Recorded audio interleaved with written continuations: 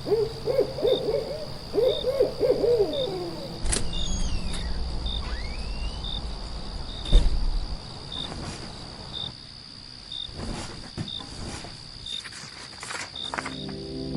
listeners, you're listening to the Midnight Readers podcast. Grab some tea, a midnight snack, and cuddle up in bed as we dive deep into today's most popular fantasies, sci-fi, and mysteries.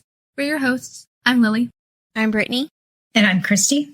This season, we're stepping into 3 standalone worlds. Right now, we're diving into an epic fantasy about ambition, power, and the cost of breaking into a system that was never built for you.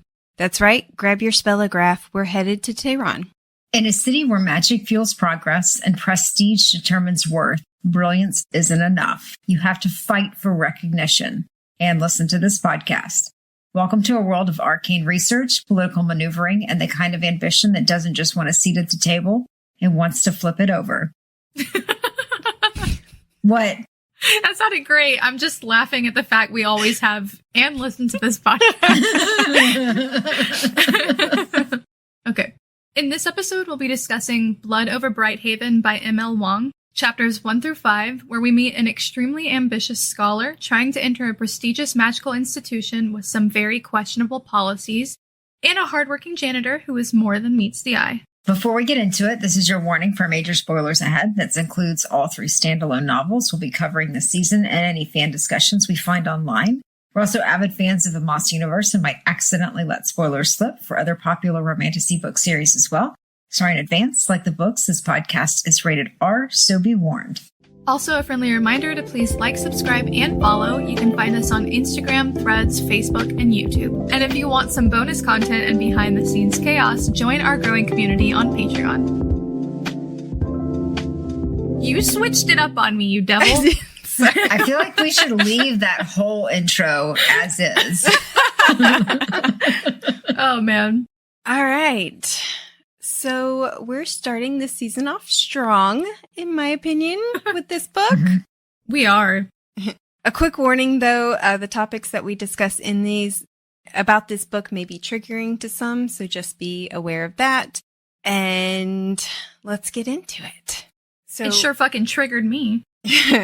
Right off the bat, I want to go ahead and say the audiobook narrator, because, you know, I always listen to the audiobook, is Moira Kirk. She's British, and she read books like Gideon the Ninth and this steampunk alternative Victorian era book series that I love. And so I really enjoy her, and she did not disappoint in this. Although I thought it was interesting that she gave the Kwen Scottish accents. Their Scottish accent? Yeah, I was like, she had me questioning whether or not she was British or Scottish at the beginning, and I was just like, okay. But also that, what is it, the dedication to the DNF crew? Yeah, I thought that was a bit odd. I thought, doesn't that mean did not finish? Exactly. I was like, what does this mean? Am I supposed to look more into this? Like, I really don't know. Maybe she meant to the people that made her work harder. I don't know. Maybe. Anyway, we start off with chapter 1 with a bang, I guess. Yeah. It was brutal. Like, it was a very intense way to start this book. Yeah. And with the blurb, like, I already knew he had lost his tribe, but I didn't I still felt like, oh my God, they can still make it across the lake. And what if it's not every member that he lost, which he didn't. He managed to save his niece. But I was just like devastated. And to start this chapter off with a field of flowers, that sounds all pretty and nice and shit. Yeah, I agree. I felt like I was really rooting for these people from the beginning. Like, I immediately was like, oh my God, at least a few of them can make it through. You know what I mean? Like, yeah. I did not think all of them would die. Yeah. I did kind of expect his sister and his brother-in-law to die. Just for trauma purposes. Yeah, I kind of expected the sister, based on the way she's described as kind of a mother figure, kind of a safe haven for him. But for every single one, his entire tribe. Nobody. And the descriptors of the kids dying. Oh, yeah. That was so rough. Yeah. Oh, yeah. And so they live out in this world that they are plagued by something they call the blight. And it is not only just killing them, but it's killing the animals, destroying the land. And so literally they have to cross this lake in order to get to the city of Tehran in order for safety, because they have some kind of magical barrier that keeps the blight out. Mm-hmm. But it does make you question, as you read through these first few chapters and you learn that Tehran has this barrier and they've had it for however long, it makes me wonder how long they've had the barrier and other people haven't. Because the Kwen, as we learn in the first chapter, they used to be a tribe of thousands of people, and there's only 40 left when you start the book. And that is such a crazy jump. It makes you wonder, what's the timeline here? Yeah. Yeah. And because how long has Tehran existed? I don't think they've said. I don't know. It seems like a long time, but why do I feel like it wasn't as long as it seems to be indicated? Because the way we end up hearing from Sciona, she can recount quite a bit of history, but there's only up to 10 generations of one of the characters. So I guess we have at least that to go off of, like how many generations of mages, perhaps, like maybe a couple hundred years. Yeah, I don't know, but this scene did, like when they first introduced the blight, I was like, okay, so there's some sickness that's going on, and then they're like, wait, is the blight intelligent? Yeah. Oh, wait, it's a strip of light that then rips people apart in the most brutal way possible? Yeah. Yeah.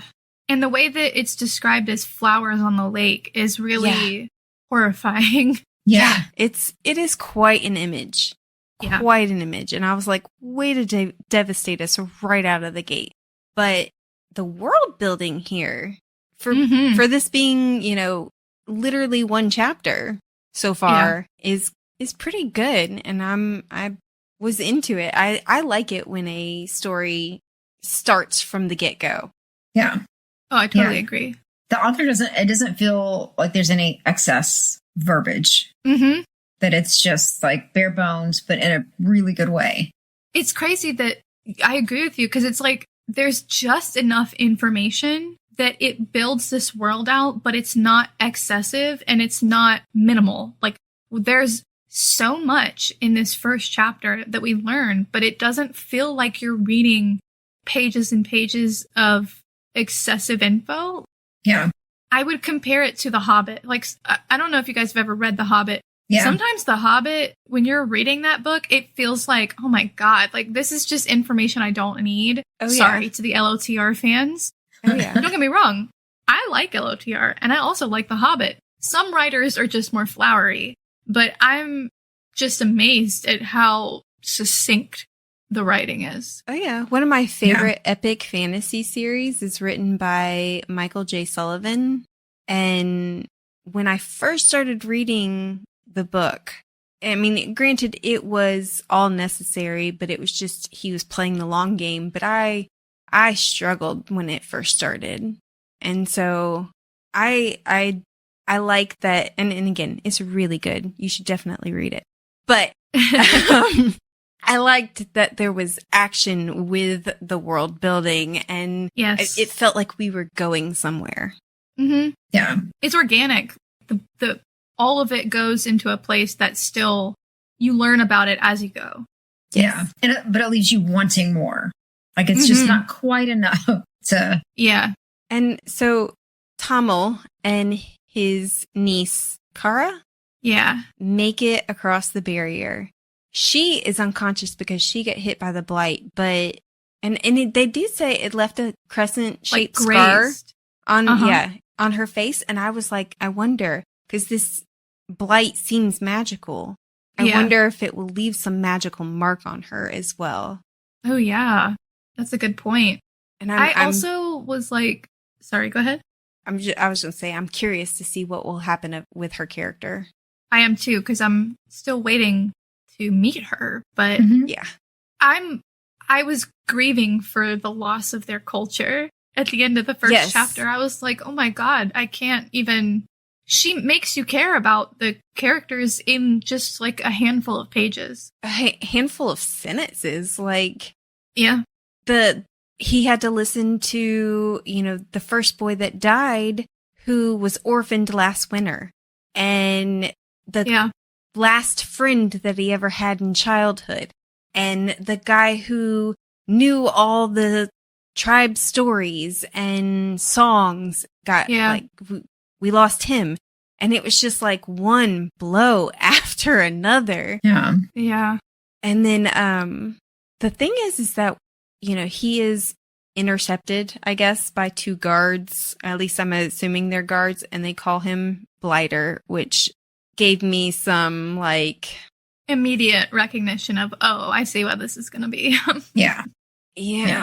And it's not quite tit for tat.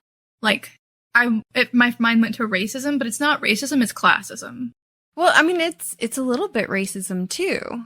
But we don't know their race. It's like xenophobia more than racism. Yeah. Because we don't know if it's really a race thing. They don't describe it them feels by their... like a people who were born inside the city versus people who were born outside of the city.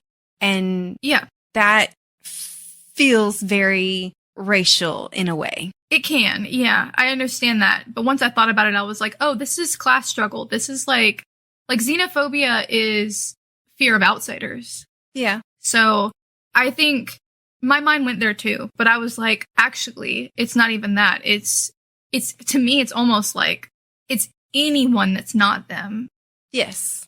Because he says the name of his tribe is like the Caldonites or something like that. Mm-hmm. And then they're the Kwen as a generalization. Right. So that's kind of where I was like, maybe that's where the race is. Mm-hmm.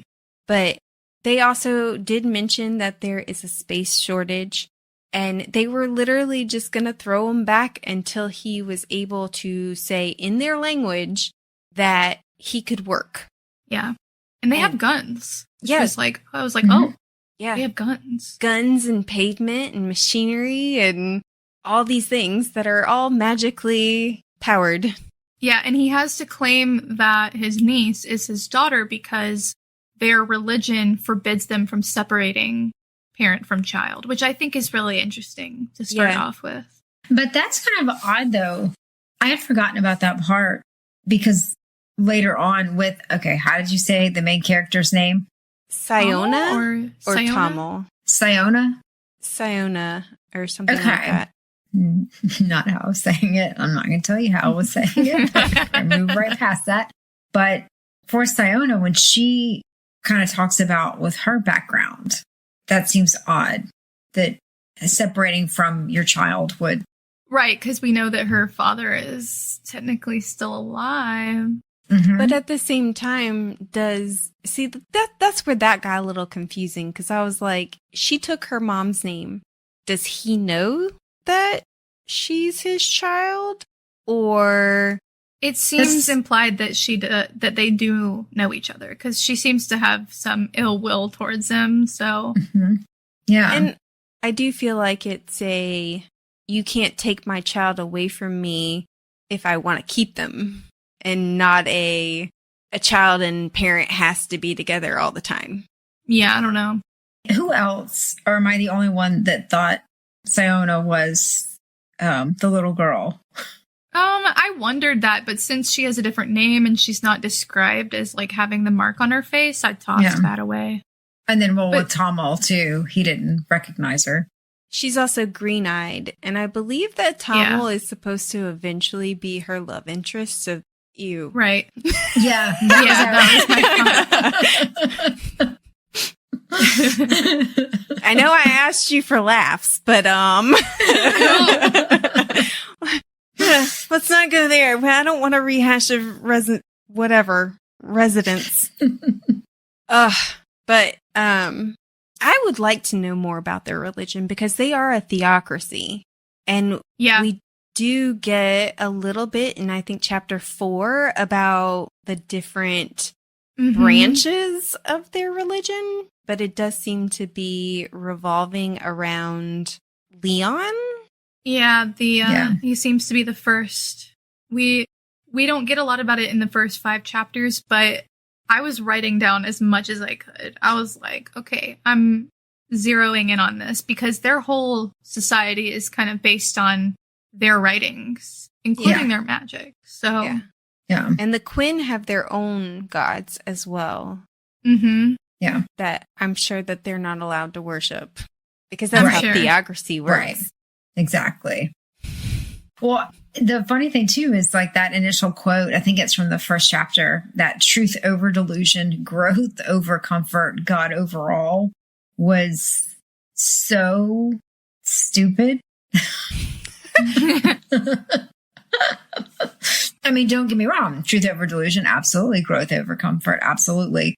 But then they go on to show that all of that is just complete and utter bullshit within that society. Yeah, it doesn't seem like God is at the forefront of their thoughts while they're operating, you know? Yeah. Yeah. But when is he or she? Or they. Or they. Or they. Okay, so let's talk about Sciona. She is about to head out to her exam, and she has so much pressure on her. She's on the train with her friend Alba, and she's talking about how literally if she fails, she will be the proof that women can't. It's a lot of pressure. Do this. Yeah. Yeah, she has the hopes of an entire gender on her shoulders. And yes, as Alba pointed out, that may not matter to Sciona so much, but it's still there. Yeah. It's I mean, she recognizes the value of her getting in there, not just for herself, but for a generation of women. Yeah. And I do have to say I don't know if I'm going to like Alba or her aunt. Oh, yeah. I don't like Winnie. No. Winnie is a little annoying. I could see Alba being helpful. When Alba is her cousin technically, but I guess they were raised as sisters. I did kind of appreciate that she was like, girl, get your head out of your ass, because when Sciona is talking about like how much she cares about the future of women, Alba's like, be so for real. You don't even remember people's names. Like, but to be fair, so do I cannot. I am horrible at names. I'm horrible at faces. I'm fairly. It goes good. further than that. Like, Sciona is she ignoring doesn't people. Care. Yeah. Yeah. Like they are inconsequential to her. Yeah, I will say. I mean, no, they were. When I am focused, like people don't exist for me unless you're important. So, I'm just saying, one of the things about Sciona as a female main character, she is flawed. She is very into herself and her work, and everything outside of that is secondary. And I think that can be a good and a bad thing. I think it's great because she's realistic. She's a character that is like, oh, that's a real person. You know what I mean? Yeah. But on the other end, it's like frustrating to read her sometimes. I'm like, oh. Yeah, definitely. Oh, I did have a small little rant that is a personal thing, but I'm going to say it. So when she was talking to Alba, she's like, okay, if I fail this, I have to get a real job. That she promised Winnie she would get a real job. And I was like, excuse me? A real job? Like, do you know how many times people have said that to me in my life? Like, oh, even if when I worked at Domino's or at Wendy's, why don't you get a real job? Or better yet, a career. Why don't you get a career? Because the idea that you don't work in a certain field or a certain job or a certain career makes you beneath other people, and they get to talk down to you. And I'm just like, oftentimes work that women do is not a real career or a real profession, or it's belittled. It's like people around me used to say, oh, you don't want to work at the library forever. Like, actually, I do. Yeah. And And it is one of the reasons why I never sat down and wrote my novel, because I was told over and over again, you need to be realistic. And yes, it is a hard industry to break into, but they are like, you need to get a real job. You need to, they tell you as kids you can be anything. And then they're like, but you need to be realistic and fall into little boxes. Mm-hmm. Yeah. That's the beginning of her experience that we see of people belittling her for who she is as a woman. And it starts at home. Yeah. Yeah. And being a proper lady, that pissed me off every time it showed up. I hated that. And wearing the dress, that really bothers me. I hate, you know what? I don't think I talked about that on the other one. I hate main characters that wear dresses. Now, here's the thing. If you love dresses and you like the freedom down there, whatever that may be, I'm all for it. 100% behind it. To each their own. But when you're wearing it so that you can be a proper female. Yeah. Then I agree. Hate that. I very much am a woman who does not feel comfortable in a dress, and they were always forced on me. And same. Yeah. But okay, so again, with the world building about how she described this building with the mural on the ceiling and the giant statues. Like, I'm seeing this in my head. It is wow. And the view of the city. Mm-hmm. I am really liking this author and her writing style, and I'm definitely probably going to go pick up The Sword of Kaigen, however you say it. Reminds me, the city reminds me so much of Arcane, the show. It's nice. Very steampunky, magic meets tech, very similar. Yeah. It also kind of reminded me of Crescent City, because their tech was also powered by magic. Yeah, that's true. But all right. So she goes in for this test. We find out that there are only 100 highmages allowed and 12 archmages. And I was just like, I feel kind of shitty for thinking this, but like, and I know that's how the real world works, but you only allow 100? Like, what if you let in some shitty person, like, what's his face that you let in, and you miss out on a good high mage? Well, that kind of happens. Yeah. In the first 5. I was like, why would you let talent fall by the wayside, especially when you are short space and you need to work on these things? Why would you ever limit it? If you needed to protect a secret. I wonder what secret they knew. I don't know. It feels like something's going on. It feels like there's something there, and you would have to make it a smaller circle, because the bigger you get, the more likely it is to get out. Even with the story of Sabernin, is that how it's said? What? The traitor. What? Sabernin, the traitor mage. Oh, she mentions him briefly. Mm-hmm. I feel like that's something that's going to come back, that we're going to find out something else. It may be whatever secret it is that they've got that he knew. Interesting. I totally missed that. It is mentioned briefly when she's talking about, she mentions a handful of mages that are known for certain things, and Sabernin is one of them. That's a good catch.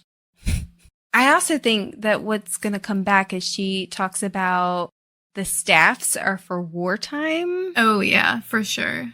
And wands and other kind of objects are used for pre-written spells, which I'm wondering, like, what, I want to know how much this works, because this magic system is very, like, when I was reading it or listening to it, I was like, this is coding.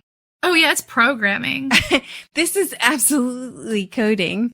And it's straight up just programming. I was showing Johan, I was like, check this out. And he was like, yeah, that's pretty similar. The if then statement.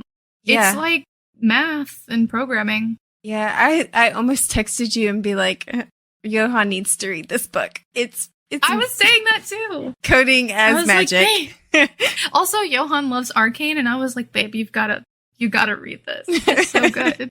And then they have this object that is, I guess, like a typewriter called a spellograph, mm-hmm. which typewriters are kind of important, I guess. I don't know. They play a significant role in my family. So I've always been in love with typewriters, but my grandpa used to fix them. And so we have like a memorial typewriter to him in our house. Oh, cute. And so I've always been fascinated with typewriters. And so I love that this is being used as the conduit to write these programming spells. Yeah. It's really interesting. I mean, we get so much information about this world, like right off the bat. I mean, the spellograph surprised me. I was just, everything so far was like, wow, this is so interesting. Yeah, I don't think I've read a book with a magic system like this. So yeah, I don't think I have either. I love the uniqueness of it. Mm-hmm. They're also all identified by their robes. So like they have colors that identify them, which I guess makes sense, but I always hated that, the hierarchy of it all. Yeah, I'm not a big fan of hierarchy. Never have been. What did y'all think of the test? Because I just wanted to scream. Oh, yeah. Watching her have to sit through this piece of shit, Jaren Mordrin, fail terribly in front of his father and 11 other archmages. And her being like, oh, I can do that. You know what I mean? Like, and the archmages going, oh, just try it again. It's fine. It's fine. It's not, just give it another shot, just babying him. And then it comes around to her turn and they give her trial after trial after trial, just trying to make it harder to kick her out. Almost the max amount of prompts that they can give, just trying to make her fail. And I guarantee you, if she would have failed just one of them, oh yeah, she would have been out. Yep. And it shows you right there, it wasn't that women were failing because it was a difficult thing for women to do. It's because the odds are stacked against them. They don't want them there. Absolutely. Yeah. And I think that's why Brigham had her do the same spell that Mordra fucked up. Yeah. Because then if she does the spell and he can't, and he wasn't able to, then blatantly if they accept him and not her, that there is... They have to. An issue. Yeah. Yeah. But then there was that one guy who was like, well, she obviously got an advantage because she saw him do it and then copied him. Yeah. Except she got all of the other ones right. Like, yeah. Clearly, it is not that. Well, even one of the archmages were like, actually, she did it in a completely different way than the other dude. And she did it correctly. So, he didn't. He blew shit up. Yep. I was very happy that she at least has one mage on her side. Dareth Brigham. I'm gonna assume he's a good guy. I want him to be good. You know what I mean? know, like, right? Yeah. He was hyping her up. Every time like he a good did guy. something that was like a decent human being, like, oh, don't you do that? Where you think that he's going to say, don't cry. And he's like, don't give me credit. Yeah. Every time he did that, I'm like, you held your breath. Are you going to turn out to be a horrible person? Because I love you right now. And I feel like you're going to break my heart. Or is he going to die? Or that. I do not want that. We also learned that she, at the beginning of the test, that she got into her class on scholarship. So it's like, not only did she have the odds stacked against her, like, she's winning. She's doing everything right at every step. And even then, they were like, yeah. Oh, but it looks like you actually went to this other school, though. You went to public school? Like, I'm sorry. Not very prestigious. Like, girl. Ooh, I have never... Archmage Duris, who is the one that made her do the ridiculous cauldron spell, eat a fucking dick, you piece of shit. I have never wanted to get inside a book and strangle someone the way that I've wanted to. Side note, I said the same thing in the notes. I wrote that he can suck it, but it autocorrect changed it to Siri. So it says Siri can suck it. Oh my god. I just noticed it. was like, Poor what? Siri. Why is Siri there? Yeah, him Yeah. and what's the other guy's name that ends up being her like rival? I can't remember his name. He worked for Brigham. Rentbone or something? Rentfold or something. Renfold. No, he's the one. Renthorn. Renthorn? Yeah. Oh. And Yeah, that bitch. the fact that, okay, so when they put the cauldron down, this 1,000-pound cauldron that she was supposed to lift, the guy goes, so you've been using a tame, let's say, womanly amount of energy. And I was like, are you fucking kidding me? Did you say that to the other guys? Did you make the other guys lift a 1,000-pound cauldron? Literally. Yeah. Literally. Like, are you fucking kidding me? I will at least say one of the archmages, Gamwen, he was clearly like, oh, she seems to know what she's doing. Like, he gives her the credit and he's like, Duris, we don't have to put her through this. Like, she's already proved herself. And he's like, no, this is my last prompt. Like, we're gonna do it. And the head archmage is like, yeah, sure, let him do it. And it's like, everyone else sees what she's doing. This guy is just an asshat. Yeah. Not to mention there was that test that was completely out of her field. Yeah, which is ridiculous. She had to do alchemy, which is not her major or her specialty. And that's not how these fucking work. Yeah. Like, imagine if you went to defend your thesis on fucking the history of England and someone said, now give me an answer about the Meiji era of Japan. And you'd be like, okay, like, I just... Or even, can you please dissect this frog? That is so out of left field that I was like, this is a whole even different subject. Because... Literally. But I think that's the point. Oh, and it's definitely the point. Definitely the point was to try and make her fail. Or kill her in the process. Yeah. Well, especially for women, because now you've put them in a lose-lose situation because they fail because they can't, that's not their area of expertise. Any of the guys would have failed it too. However, she can't go out and say, well, it wasn't fair. They did this to me because now it's going to sound even worse, even though she would be complete legit in saying that. Oh, yeah. You're just making excuses. Right. Of why you can't do it. Oh, we got to do a special thing for you so that you can get in. No, I just need you to treat me the same. Yep. And she can't react emotionally because then they'd be like, oh, she's not ready for this. She's too emotional for the position. She would blow up at any moment. Ugh. Mm-hmm. Even though the men, Duris, are highly emotional and reactive. Acting like children. Mm-hmm. As we're watching her try to lift this literally 1,000-pound cauldron, we're just reading this page like, are you fucking serious? That kid whose dad is here, he barely could light something on fire. Yeah, and he gets chosen. Yeah, he still gets the job. Yep. We also... I wanted to be like when they were talking about that exploding bridge that happened. I wanted to be like, yeah, and that's why we have exploding bridges. Because we have legacy hires. We have nepotism. Yep. Yep. And you know what's so weird to me?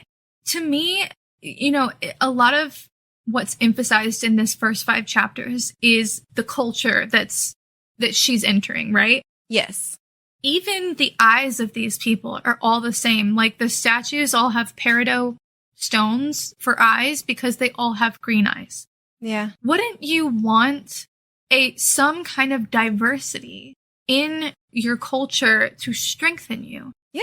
Wouldn't you want different viewpoints, different people? I don't understand why you would want everyone to think the same. You will never progress. Yeah. I don't get that. Yeah, you can't grow as a people if you continue to think the same way over and over and over and reject ideas that are different. Reminds me so much of something that America is doing right now that rhymes with Tyrann. Anyways, that's not what this podcast is about. Moving on. I mean, you aren't wrong. Yeah. But yeah, I will say this. The blurb, while it did give away that whole that his tribe didn't make it, and it didn't take away from the hurt and Yeah. the tension there. Yeah. I wish they would have kind of glossed over the fact that she got in, because I wish there would have been a little bit more tension involved in that. What do you mean? Like, I knew her going in, even though she had that especially since she has that moment of, oh my god, I failed because I went against the Archmage's orders. Oh yeah, I knew that wasn't going to be a factor because she got in. It says so right there in the blurb. Right. And so I wish they would have glossed over that a little bit more than just straight up telling us from the beginning. Oh, I see. I was a little bit pissed that she didn't even go into the waiting chamber, that she just went ahead and she was going to leave. That she assumed. Yeah. She didn't even go in there to, even if she knew she wasn't going to get chosen, you still show up. You still go in. I mean, she was thinking that she just majorly failed, though. I mean, I kind of get it. She didn't want to cry in front of them. Yeah, I mean, I get that. It did remind me of the story I told y'all about my calculus final, where I took it and I knew I failed. I just knew it. And so I drove to Walmart and stood in front of the candy aisle. Like, oh, yeah. I need this. I mean, I do understand where she's coming from, but yeah, I was like, go back out there. But yeah. I mean, you have to see things through. So I loved Alba's reaction, though, to it, where she was like, she did it! She did it! Yeah. Oh my god, she did it! She's like celebrating she was so excited. More than Sciona. Yeah. She was like hugging the secretary. She was like, we just made history, yeah! I could just see them hugging and like jumping like awkwardly, like, oh my god! Yes, like, yes, yeah. And then Winnie ruins it, like literally the next chapter when she's about to head off to work, and everybody is so proud of her and they're congratulating her. And she's like, no, you need to dress like a proper lady and be like a proper lady and do your hair like a proper lady, because what if you meet a man? Ugh, my god. Yeah. I get it, but also, why couldn't they have written a cool aunt for her? Yeah. Like, and yes, I get, my mom and my uncle and my aunt still every time, like whenever my aunt and uncle come to our house, one of the first things they ask me is, do you have a boyfriend yet? I just don't understand why that's people's priority. Like, it never crosses my mind when I greet someone to be like, so are you dating someone? Like, that's not even on my mind. I don't understand why it is such a priority for everybody. Because, there's the spinsters who deserve to be alone, right? According to what, men have said. Sciona, I'm sure, would love to be alone for the rest of her life if she got to work. Mm-hmm. Yeah. Yeah. I do feel very... She was like, I hate people and I don't want to be around them and I don't want to be dating. And, what was it that she said? I didn't work so hard so a man could put his name on it and benefit his sons. And I was like, yeah. Yes. Fuck yes. Yep.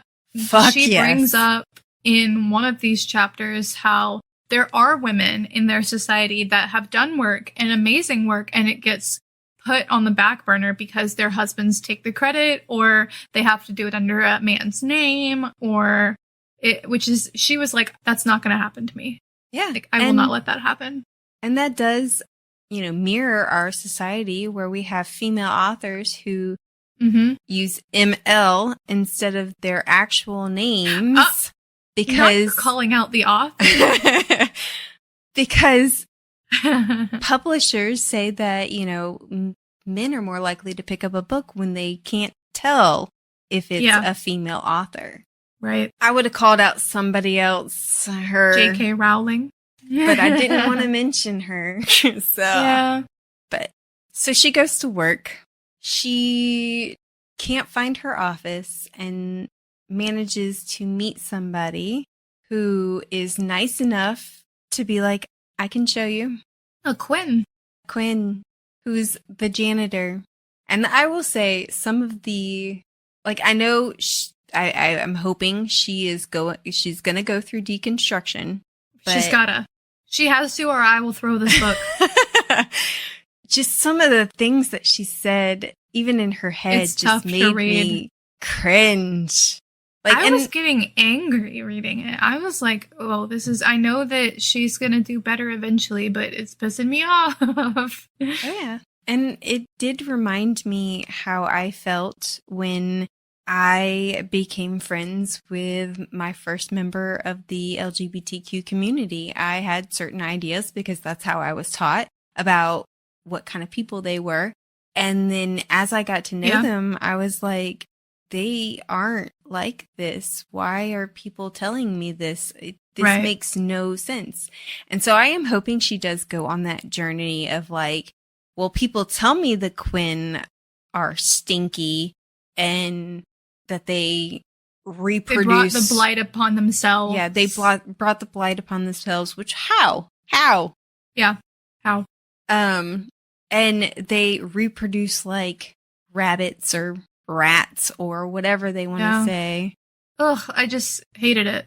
So yeah, it was really hard to read and I cringed, and I will give her credit for she did try, like she recognized in some of the things that she said that's not, that, you know, ooh, I can't say that, like that's rude and wrong. And but you know what, I think what's frustrating about that is there are people like Sciona that think they're good people that think that way. You know what I mean? Like, they haven't done that process of deconstruction because they think, well, I won't treat them differently. I'm not racist. I'm not like homophobic. I'm not blah, blah, blah, because I would never do that to somebody myself, but they still have those thoughts. That is still someone who is racist or homophobic. Yes. They just haven't faced that music for themselves. Yeah. And I will give the author credit. It's amazingly realistic. I mean, that's why I was getting upset reading it, is that even people who are not actively hurting others in their hatred, those people are also people that need deconstruction, that need to face what they're thinking and feeling. You know what I mean? Yes. They do need to come to terms with, you know, microaggressions, and because they might not understand, I guess, that even her calling him a janitor feels wrong. Like, I don't know. Like, I know I'm not the kind of person that's like, everything needs to be PC necessarily, but the way she talks down to Thomil when she's like, I can't have a janitor as my assistant, and not just a janitor, a Kwen janitor. And it would also be like, it's worse than like if you know how Renthorn and the other mages are fucking with her because they're like, well, we can't assign a man to be her servant because that would be insulting to the man, you know, to work under a woman. So what's even below that? A Kwen. And so he's like, get the facilities guy, get the janitor guy. And it's like, everything about this is so frustrating. Oh, yeah. And I will say this as somebody who has been the insult to somebody else. Yeah. Guys made a joke about, oh, well, you know, she likes you. So many guys. Yeah. When I was a kid, like, I it's was funny the to insult, and it is not a fun feeling. It is so demoralizing. No. And poor Thomil has to stand there and fucking take it. Yeah, and he can't even fight back because he is so dependent on these stupid people for not only himself, but most likely for his niece. Mm-hmm. Well, I think the part that's most frustrating for me for this wasn't even only about what she thought, but I feel like that, and kind of going back to what you said, Lily, with how people can think they're really good people and that I'm not this way. Right. And like, let's just say for argument's sake that you're not that way and that you would not even think those things. Right. However, if you can stand by and watch somebody else treat them that way without saying something, then that still makes you that way. And that was my issue, is that she did not, when they were treating him that way, she did not. And I get she's also in a precarious situation where she is also having to deal with that crap as well. But she in her mind didn't even think like this is not right. Or have something where she took up for him in some way. And it's confusing because she is also in the same position as Thomil. Yeah. And I've said it to my parents several times. Silence is implicit consent. I've talked about this with coworkers before.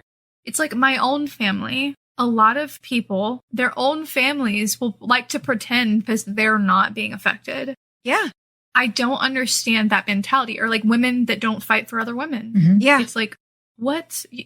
How do you not see what's happening in front of you? If Renthorn is talking down to you because you're a woman, why would you proliferate that cycle by doing the same thing and thinking less of Thomil? You know what I mean? Yeah.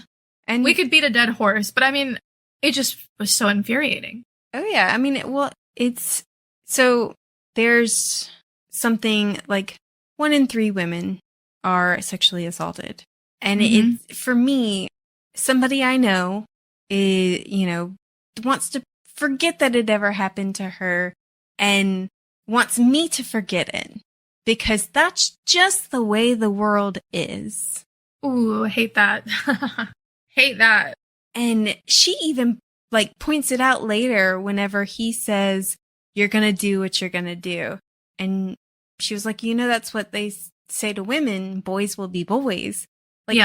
Just because the way the world is that way does not mean it is okay. You can acknowledge that it's wrong and try, if you don't strive to fix it, you are part of the problem.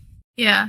I think that this is, as upset as I am about the way that it plays out in these chapters, I think this is a fantastic setup for, what could come, because I think her learning about the Kwen and Thomil being a part of something as big as this project that Sciona is assigned to, which is making the barrier larger, making the barrier even better than it is. Yes. So that they I can think this is a great have more setup. Space. Yes. Yeah. Especially, it sets up a great growth path for her. Yeah. And a great flaw. I also hate that when she comes to terms with the fact that she is going to have him as her assistant, she immediately goes, I can use him to show Renthorn that I am just as good as they are. You know what I mean? She wants to use Thomil. She doesn't want Thomil to be better, but that I'm sure that will come with time. I have faith in Sciona. I got faith in you, girl. I'm just frustrated with your current circumstances. Yeah, her whole well, all you have to do is do what you're told. You can do that, right? And you can tell even he was like, yeah, I can do what I'm told. I did like the one point, though, that she made when she was kind of giving him, when he was basically like, I'm not qualified. Yeah. And she was like, when she says about the qualification, because he says, isn't that the level it's needed? And she said, only if you're assisting a mage who wants half his work done for him. Yeah. Which I kind of felt was maybe slightly a bit of a throwback to the recognition of DNA. When you had, I can't remember their names now, but they got credit. Henrietta Lacks? Do what? Are you talking about Henrietta Lacks? No. The two guys that basically, they were too fucking stupid to do any of the work themselves. So they had to steal a female colleague's work who had actually done the work and made the discovery. But then, again, they were too stupid to even understand her notes. So they had to use their own research assistants to explain it to them. Oh, my God. But then they got the Nobel for it. Oh, my God. And the recognition for it. Yeah. What the fuck? So I did not know that. When they said this, I was like, oh, I don't know. I did like that. I mean, it is the case that, especially, I think, in research, that a lot of times students do work that gets published under a professor's name. I think that is a pretty common case. Maybe not anymore, but I know that's a problem. I'm sure there's plenty of other situations we don't even know of that's happened, Yeah. And I will say this. she stays in her lab working until she can feel safe enough to go outside that she may not run into anybody. And she leaves only because she has to go to the bathroom. Yeah. And I just could not help but flashback to Hidden Figures when she had to run across campus in order to go to the bathroom. And then the main guy was like, where do you disappear to for 45 minutes a day? And she loses it on him. And I was like, when Sciona runs into what's his name again? Renthorn in the library. Yeah. In the library, I was like, lose it on him. Come on. Yeah, Come right? on. Let him have You can it. do it. I felt the same. Reading that there was no bathroom for women was so, like, spot on. You know what I mean? Like, this building wasn't even built with you in mind. Yeah. Yeah. Not all, like, and I swear, there has to be more than one bathroom on this floor. There has to be. So when they accepted a woman into their ranks, they should have been like, this is the women's bathroom. Mm-hmm, but they don't care about her, and they're not going to make exceptions for her. Well, I think it's the point. I think they're hoping she'll drop out. Yeah. Yeah. They're definitely trying to bully her out. Absolutely sure that is exactly what their aim is. Yeah. And I don't understand why she couldn't be like, yeah, I went to the second floor because I had to go to the bathroom. Why is there I know this is off topic, but why is there such shame in that? Yeah, I know, right? Tell him you had to pee, girl. Like, throw him off. Don't let him have the last word. If she said, I had to piss, can you imagine what he would be like, oh, it's so unladylike, but then so what? Yeah.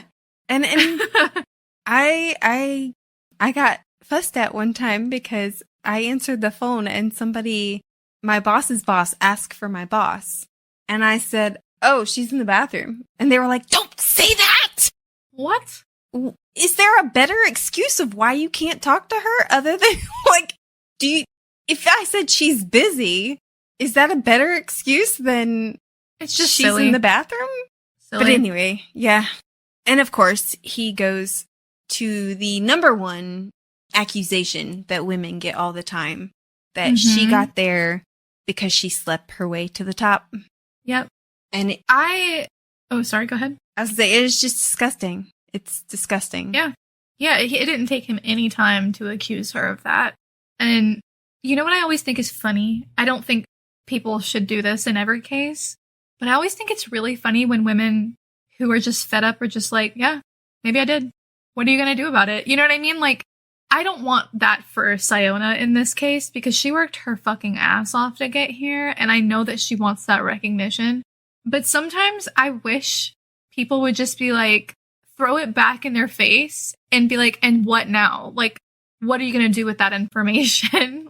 My thing is why is it such an insult for a woman she slept her way to the top? But you also are sitting there going, okay, so now I think this man is willing to trade, willing to put somebody who doesn't belong in a position like this, where it's limited and it's a position of power, just for a little noogie.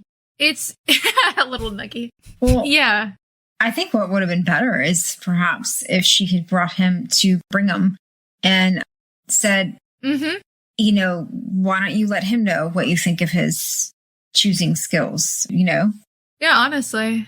He certainly didn't accuse him of that to his face, so. Oh, no, he won't say that to Brigham because, you know, but it's just shit like that always baffles me because it's like, you're actually kind of insulting yourself. You're insulting men for assuming that they can be that easily swayed. Like, are you serious? And the fact that they don't see that as an insult is beyond ridiculous.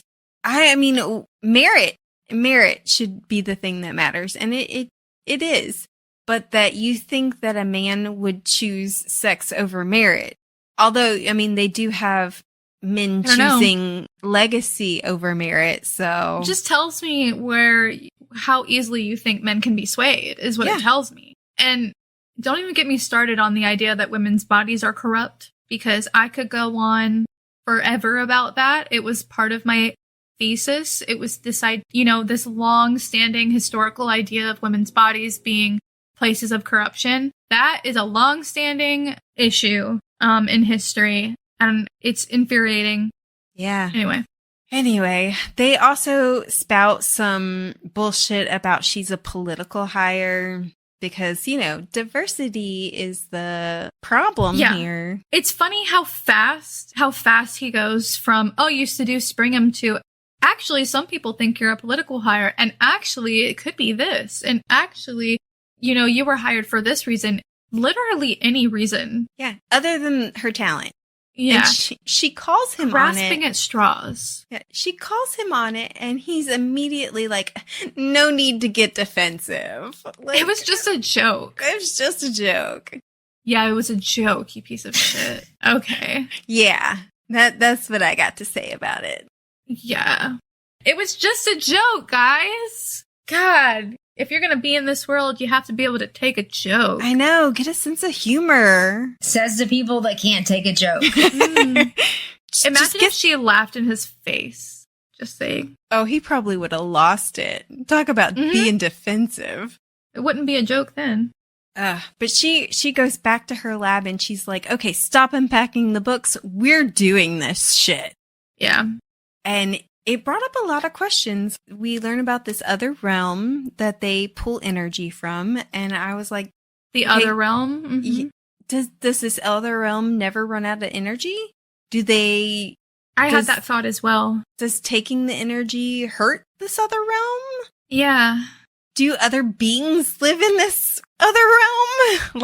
Yeah. And I also had a thought of what if them taking energy is what is causing the blight. Yeah. Yeah. We know that there's something corrupt going on about this institution based on, again, the blurb. Mm-hmm. So my first thought was they created the blight. Yep. That's what I was thinking. That whatever it is that they're doing, that the magic maybe that they're using, the way they're going about it is what's creating the blight. Yeah, it kind of makes sense. Well, think about it, too, because they made it sound like you're not supposed to really look at the other realm. You're not supposed to really pay attention to what you're seeing. And that could be why. What? Like in there, they talk about for the other realm that it's not meant for their eyes. It's not meant for, they don't have the capacity to take in, what they're seeing in the other realm. In other words, I feel like they're trying to keep them from really understanding what it is they are doing when they're taking that energy. So yeah, I agree. I feel like that the blight maybe is that energy they're taking. Could be. Or something lashing out. Yeah. What consequences on this other realm are happening that we don't know about because of what they are doing? And I feel like it's very egotistical for you to be like, oh, look, a new realm. I can take from it. And there will be no consequences whatsoever. I don't have to worry about it ever running out or the fact that, I might be hurting this world and it might die. And then what?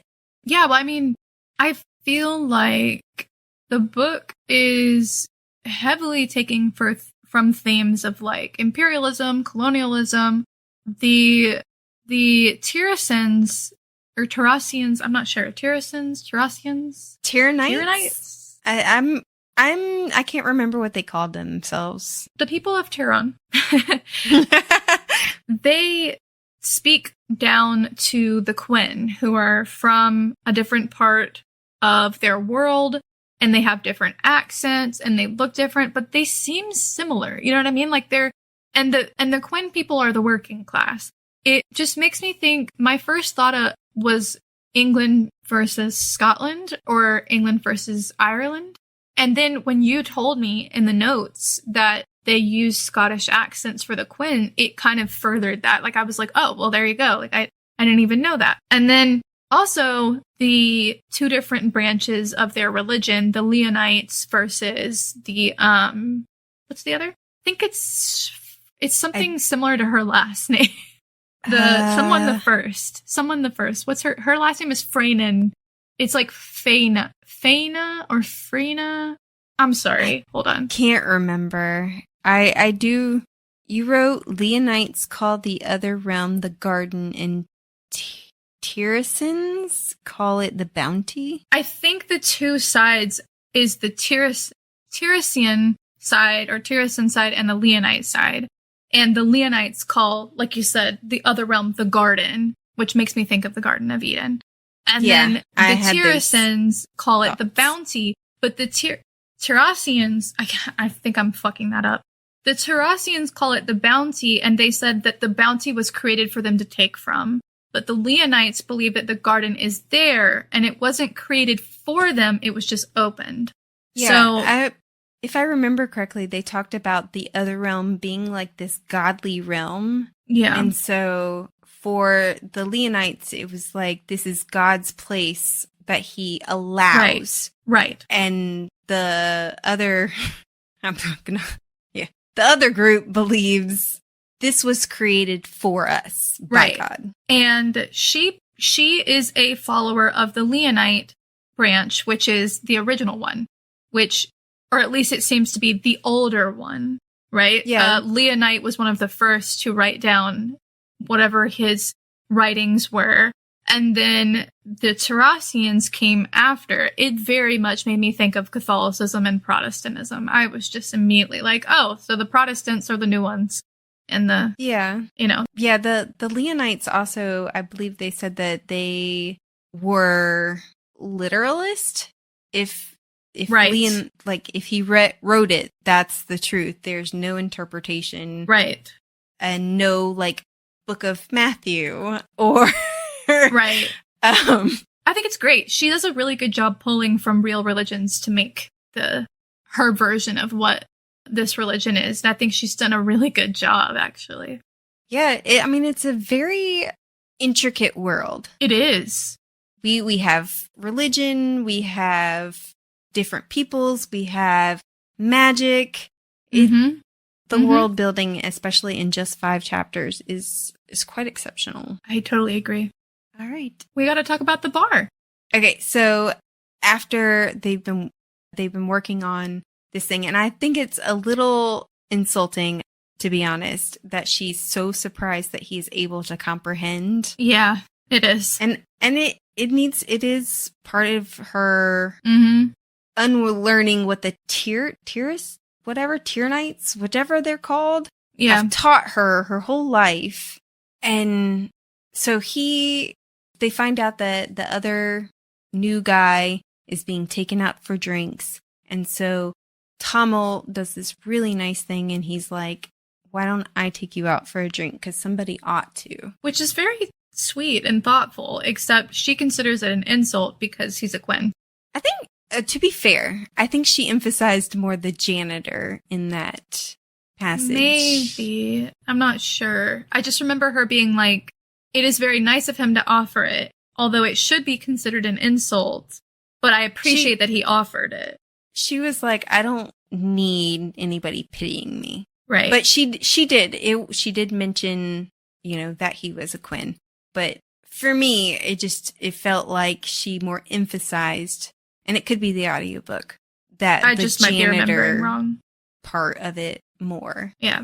She takes off her robe. Oh, yeah.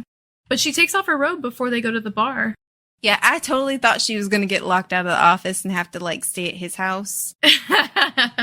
Because she needs that metal badge to get back in, and I thought it was on the white robe, so... That's a great point. I feel like that's an oversight, actually. Yeah, I was like, you might not want to leave that behind. Yeah. That's a good point. But yeah, so they go to... Maybe he can get in.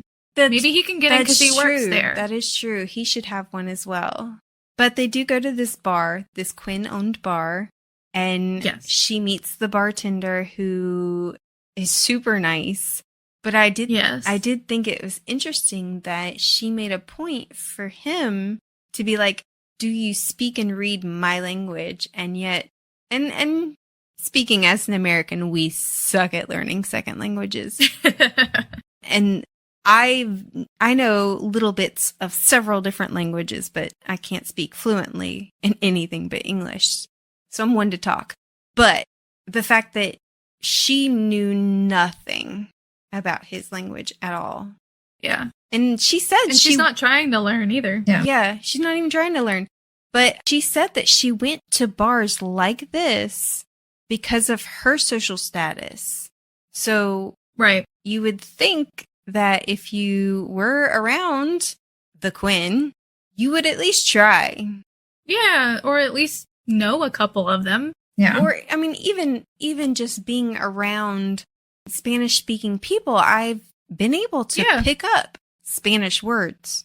Just listening to, lives for K-pop artists, I've been able to pick up you can certain pick up stuff. Korean words. Yeah. But I don't think she's interested in that. I think she sees that as beneath her. Yes. And it doesn't help her further her career, therefore it's not important. Yep. Yeah. Needs to be part of her deconstruction. But I hope that she spends time in this bar because, the bartender seemed really nice and really opening. And I hope that she gets to know Thomil and, the bartender. And Kara, I still feel like I'm getting that wrong. And feels like it should be Kara or something. Kira. But yeah, and once they found out that, what she achieved, they were like, oh, it's on the house. Yeah. Yeah, I was like, girl, you need to be nice to these people. Yeah, like they're treating you like one of them. Like a human being. They're treating you with respect and, congratulating you. You could do a little better. Better than any of the tyrannites or whatever have ever treated her, including her own family. They've given her respect. Thomil is surprised that she's the first. Yeah. For him, it was kind of like, why are you like, yeah, why is this? I do love that he's like, you have to call me Thomil though. If you want me to call you Sciona, you have to call me Thomil. Tommy was getting on my fucking nerves. I was wondering, I was like, that has to be a name they've given him because they refused to say his name correctly or something. Yeah, that's a microaggression, babe. Yeah, it's the Tyrannite version of his name. The tyrannization, I think, is what he said. Something like that. When I said it out loud, I was like telling Johan about it. I was like, tyrannization, and he was like, what? But yeah, it's like the Romanized version of the name, It's like the English version. Yeah. I'm glad that he was like, call me Thomil. I mean, it's cute when they're walking out of the bar and she's sloshed and he's like... She's totally gone. He's being so respectful and nice to her. He's like, why don't you show me that later? She's like pulling like stuff out of her belt that could create magic or like detonate or like she's like set off smoke. This isn't even the dangerous one. The dangerous ones are on my belt. Yeah. And he's like, okay. And he like grabs it and like very gently puts it back in her belt. Like, let's put that away, sweetie. You are sloshed. I do want to know, so Thomil at the beginning of this section, he's 20 in chapter 1. There's obviously been a time skip. How long has this time skip been? Are they the same age? Because she's 27. Yeah, I would like to know that as well. I just want to know. I'm hoping for some more background on him and the way his life's been. And from the blurb, we do know that he blames the people in the city. I'm just like, screw however you say it. Whatever. The people in the city for what happened to his tribe. So does he have proof? Is there like some reason why this is happening? I want to know more about his background and what his mission is. Yeah. I think he's going to be such an asset to her in her coming up with this spell that she can present, to the archmages. I think that he's going to have some kind of insight that she won't get from Tyrannites or the people that she's been around her whole life. Yes. Because he is a Kwen. And I'm excited for that. Yeah. I'm excited to find out about with the blight, with how that works, with the magic that they're pulling, and kind of all these little breadcrumbs that I feel like the author has kind of left. I mean, I've got some ideas of what I think is happening, and I'm I'm excited to see that play out. Nice. Yeah. Anything else? There's so much I'm excited to get into. Yeah, I'm excited, like, as much as, we did have these 5 chapters and we got action at the beginning.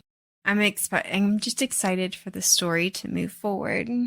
Yeah, I'm ready. Me too. All right. Well, I guess we'll end there. We hope that you'll join us for next week's episode. We'll be discussing Blood Over Bright Haven chapters 6 through 12. New episodes drop each week, and don't forget to check out last season's discussion on the Bride duology, available now.